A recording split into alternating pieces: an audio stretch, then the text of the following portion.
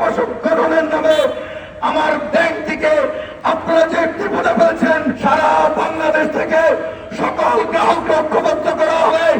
এই ব্যাংক পাড়া থেকে শুরু করে গোটা বাংলাদেশের সচিবালয় সহ বাংলাদেশ ব্যাংক সহ সকল কিছু অবরুদ্ধ করে দেওয়া হবে। আমাদের ইসলাম ব্যাংকের পরিচালনা পর্ষদ নিয়ে যেই গড়িমসি চলছে, এই অরাজনৈতিক মুক্ত পরিচালক গঠনের নামে আমার ব্যাংক থেকে আপনারা যে বিপদে ফেলছেন, এই বিপদ থেকে রক্ষা করার কোন পরিবেশ তৈরি হওয়ার আমরা অবস্থান দেখছি না।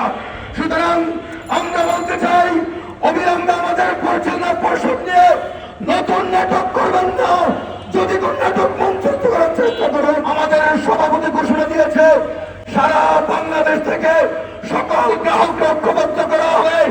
এই ব্যাংক পাড়া থেকে শুরু করে গোটা বাংলাদেশের সচিবালয় সহ বাংলাদেশ ব্যাংক সহ সকল কিছু অবরুদ্ধ করে দেওয়া হবে।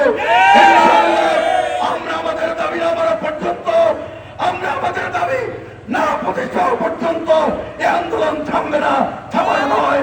আমরা আমাদের আন্দোলনকে প্রতিষ্ঠা করার জন্য, মানুষের ভাগ্য পরিবর্তনের জন্য, বাংলাদেশকে এগিয়ে যাওয়ার জন্য আমরা যে আন্দোলন শুরু করেছি, যথাযথ পরিচালনা পর্ষদ গঠনের মাধ্যমে আমরা এখান থেকে ফিরে যাবো ইনশাআল্লাহ।